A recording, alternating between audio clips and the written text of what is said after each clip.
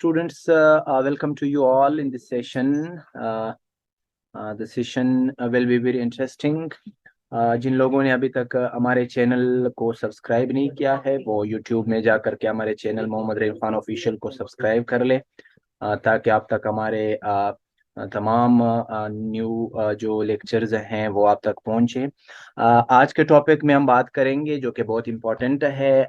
Screen पे तो बहुत सारे टॉपिक नज़र आ रहे हैं, लेकिन ये सारे हम आज के सेशन में कवर नहीं कर सकते हैं। इंशाल्लाह कोशिश करेंगे। जहाँ तक डाइटरी फाइबर्स लिखा हुआ है यहाँ तक हम कोशिश करेंगे कि आज के सेशन में हम ये सारे कवर कर लेंगे। आपके क्वेश्चंस, आपके कंफ्यूजन इंशाल्लाह क्लियर करते जाएंगे। जहाँ पे आपको कंफ्यूजन है तो आप डायरेक्टली इनबॉक्स में मैसेज कर सकते हैं।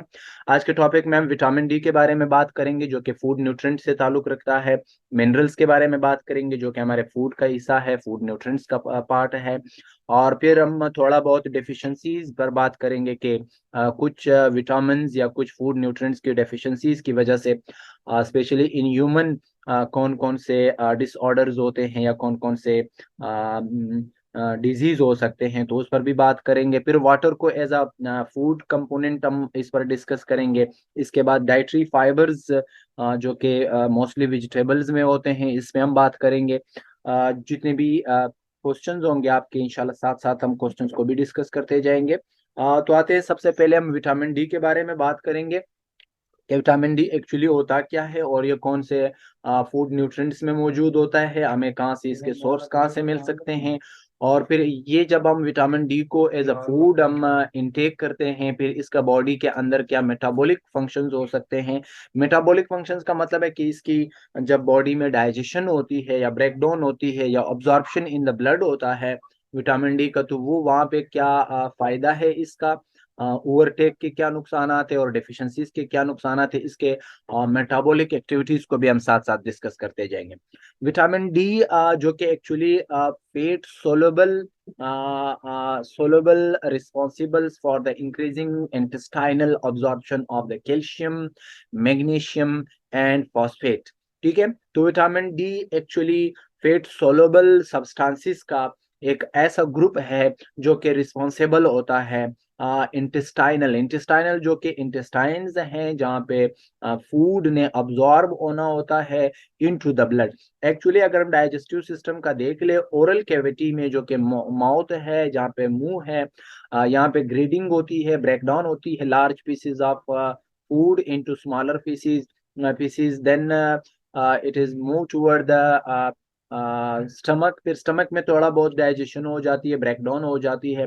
फिर लार्ज स्मॉल इंटेस्टाइन और फिर लार्ज इंटेस्टाइन में जाकर के इसकी कंप्लीट ऑब्जॉर्प्शन होती है।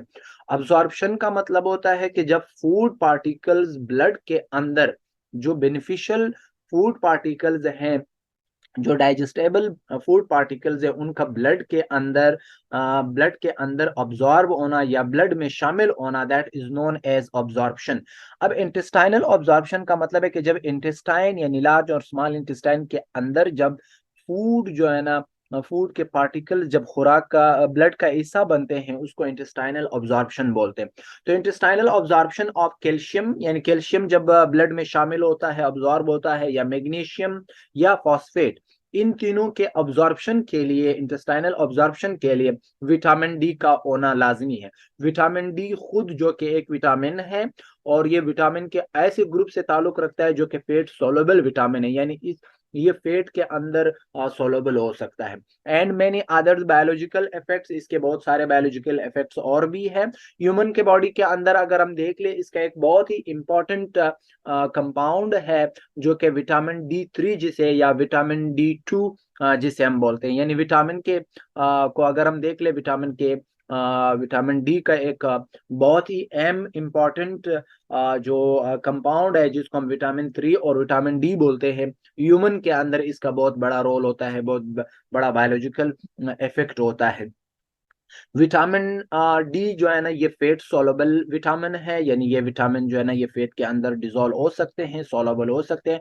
Having many forms, vitamin D के बहुत सारे फॉर्म्स हो सकते हैं। जिस तरह अभी हमने बात की कि विटामिन डी 3 या विटामिन डी 2, इसी तरह इसके विटामिन के और भी बहुत सारे फॉर्म हो सकते हैं जो कि डिफरेंट ऑर्गेनिजम्स में, डिफरेंट फंक्शंस और डिफरेंट फॉर्म में मौजूद होते हैं, जिसके बहुत सारे फॉर्म्स होते हैं, जैसे D2, D3 are very important form. Vitamin D के जितने भी फॉर्म्स हैं, जितने भी कंपाउंड्स है, उसमें ये दो जो हैं ह्यूमन बीइंग में, ये दोनों विटामिन जो है ना बहुत ही इंपॉर्टेंट है। अगर हम बात कर ले D2 विटामिन की, जो कि comes from the plant source and fresh food, जो ज्यादातर फ्रेश फूड होता है वहां से हम विटामिन डी हासिल कर सकते हैं, और प्लांट से हम विटामिन डी हासिल कर सकते हैं। ठीक है, तो ये विटामिन डी जो है ना ये बहुत ही इंपॉर्टेंट है। चीपर टू प्रोड्यूस, ठीक है, ये बहुत ही चीप वे है कि हम विटामिन डी को प्रोड्यूस कर ले, बहुत ही इजी वे है का अगर हम विटामिन डी को हासिल कर सके। D3 is only found in animal source food, जहां से हमें एनिमल से फूड हासिल होता है, जैसे हम बहुत सारे मीट खाते हैं, या बहुत सारे ओशियन या सी एनिमल, सी फूड जिसे हम बोलते हैं, वहां से D3 हासिल होता है, तो वो थोड़ा डिफिकल्ट होता है ऑब्टेन करने में। जबकि D2 है वो चीपर है, इजिली प्रोड्यूस होता है, इजिली हासिल कर सकते हैं हम वेजिटेबल्स वगैरह में या प्लांट्स सोर्सेज फूड से। ठीक है, तो ये दो फॉर्म जो है ना, इन दो को हम देखेंगे। ये विटामिन है, यहाँ पे आप देख सकते हैं विटामिन डी जो है ना आपको इन सारी चीजों में आपको अवेलेबल है। विटामिन डी जो है ना वो एग में भी प्रेजेंट है, पी प्लांट्स में, यानी ये वेजिटेबल। तो विटामिन डी के जो सोर्सेज हैं उनको हम बात करेंगे कि विटामिन डी के सोर्सेज कौन कौन से हैं। Good sources of vitamin D R, good sources vitamin D R oily fish जो कि किस्म का फिश है, वहां से हम विटामिन डी को हासिल कर सकते हैं। ऑयली फिश उन फिश को बोलते हैं जो कि जैसे कि सॉल्मन फिश हो गया, या सरडाइन्स फिश हो गए, या एरिंग या मैकरल फिश हो गए। ये फिशेस के डिफरेंट नेम्स हैं। अगर हम फिशेस की फिशेस जो कि हमारा एक बाकायदा एक अलग सब्जेक्ट है, जो मास्टर लेवल या बाकायदा डिपार्टमेंट्स हैं, बाकायदा यूनिवर्सिटीज, मेराइन यूनिवर्सिटीज जो पाकिस्तान में या दूसरे ममालिक में है, तो फिशरीज एक बाकायदा एक डिपार्टमेंट है। तो उस में अगर हम चले जाएं तो फिर फिशेस के अपने अपने नाम होते हैं, जो कि सालमन जो कि एक बहुत ही मशहूर फिश है, और सार्डाइंस, एरिंग फिश, इसी तरह के बाकी दो जो दूसरे जो फिशेज हैं। तो इसमें मेन चीज आप ये याद रखें कि विटामिन डी की जो सोर्स है वो ऑयली फिशेज हैं, यानी जिन फिशेज से ऑयल हासिल किया जाता है उसमें विटामिन डी ज्यादा मौजूद होता है। इसके अलावा अगर हम देख ले रेड मीट जो है ना, रेड मीट में भी, यानी जो गोश्त सुर्ख गोश्त है, उसमें भी विटामिन डी मौजूद होता है। एनिमल्स की लिवर जो है उसमें भी विटामिन डी वहां से हासिल कर सकते हैं। एग हो गया, यॉक, अंडे की जर्दी जो है उसमें भी विटामिन डी वहां से हासिल कर सकते हैं। Refresh food such as some fats, spreads and breakfast cereal, जो ब्रेकफास्ट में जो चीजें हम खाते हैं उसमें भी विटामिन डी होता है। फेट्स में जो चर्बी वगैरह है, यहाँ से भी हम विटामिन डी हासिल कर सकते हैं। ठीक है, तो इस डायग्राम पर आप देख ले, आपको six best sources of vitamin D आपको मिलेंगे। ठीक है, मशरूम हो गया, ठीक है, और इसके साथ साथ आपके स्पाइनिच है, सेफ सन एक्सपोजर है, वहां से भी आपके विटामिन डी आप हासिल कर सकते हैं। सन से विटामिन डी हासिल तो नहीं किया जा सकता है, बल्कि आपके स्किन में कुछ सेल्स हैं जो कि सनलाइट को एक्सपोज होने पर वो एक्टिव हो जाते हैं, और वो आपके स्किन के अंदर विटामिन डी प्रोड्यूस कर लेते हैं। तो ये एक इनिशिएटिव सोर्स है कि वो उसको मोटिवेट करता है। इसी तरह फैटी फिश जो है, या एग यॉक वगैरह, इस तरह के ऑर्गेनिजम्स में या इस तरह के सोर्सेज से आप जो है ना विटामिन डी को हासिल कर सकते हैं, रिफ्रेश फूड जिसे हम बोलते हैं। ठीक हो गया।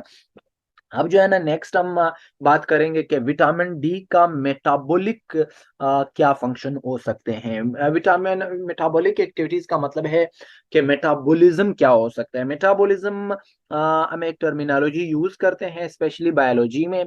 मेटाबॉलिज्म एक ऐसा प्रोसेस है जिसमें दोनों प्रोसेसेस होते हैं, यानी कुछ बड़े मॉलिक्यूल्स की ब्रेकडाउन होकर के छोटे मॉलिक्यूल्स में along with the release of energy release हो जाती है, या फिर समटाइम्स स्मॉलर मॉलिक्यूल्स यानी छोटे छोटे मॉलिक्यूल्स आपस में मिलते हैं, वो बड़े मॉलिक्यूल्स बनाते हैं जिसमें एनर्जी ऑब्जॉर्ब होती है। इन दोनों को कंबाइनली हम मेटाबॉलिक बोलते हैं। जिसमें ब्रेकडाउन होती है उसको हम कैटाबॉलिक एक्टिविटीज बोलते हैं। जिसमें कंपोजिशन होती है, यानी बड़े मॉलिक्यूल्स बनते हैं, छोटे मॉलिक्यूल्स कंबाइन होते हैं, उनको हम कैटाबॉलिक एक्टिविटीज बोलते हैं। तो मेटाबॉलिकली विटामिन डी का क्या फंक्शन हो सकता है, यानी हमारे बॉडी में विटामिन डी का क्या रोल हो सकता है। Vitamin D is required to maintain normal blood level of calcium and phosphate. तो ये इसका मेटाबॉलिक का फंक्शन है कि ये हमारे ब्लड में फॉस्फेट और कैल्शियम की नॉर्मल ब्लड लेवल को कंट्रोल करता है या मेंटेन रखता है। अगर आपके बॉडी में विटामिन डी है तो आपके बॉडी में ब्लड के अंदर जो कैल्शियम और फॉस्फेट का लेवल होता है वो मेंटेन रहता है। जिस लेवल में आपके ब्लड में फॉस्फेट होना चाहिए, जिस लेवल में आपके ब्लड में कैल्शियम होना चाहिए, विटामिन डी की मौजूदगी में फॉस्फेट और कैल्शियम का वो लेवल जो है ना वो हमेशा मेंटेन रहता है।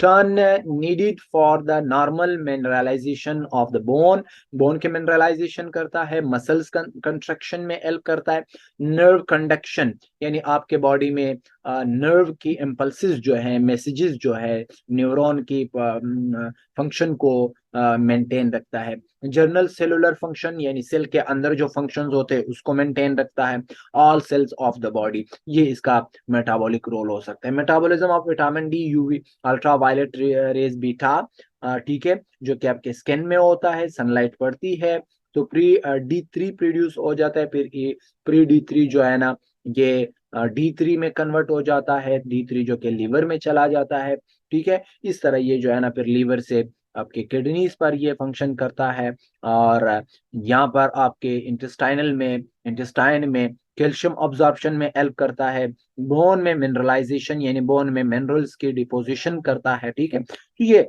इसका एक मेटाबॉलिक फंक्शन हो सकता है, ठीक है। विटामिन डी स्किन में प्री विटामिन डी सनलाइट आ जाता है, विटामिन डी को जो है ना क्या करता है, विटामिन डी को मोटिवेट एक्टिवेट कर देता है सेल्स को, ठीक है। अल्ट्रावायलेट बी सेल्स होते हैं इनको, या बीन जो होते हैं उनको एक्टिवेट करके एक vitamin D 3, pre vitamin D 3 जो कि एक्टिवेट नहीं होता है ये प्रोड्यूस हो जाता है, फिर ये एक्टिवेट हो जाता है डी3 के फॉर्म में, लिवर में काम करता है, किडनीज में काम करता है। इसके अलावा जो है ना इसका बोन में फंक्शन होता है, और यहाँ पर calcium absorption in the kidneys में इसका फंक्शन होता है। तो ये हो गया विटामिन डी का मेटाबॉलिक एक्टिविटी।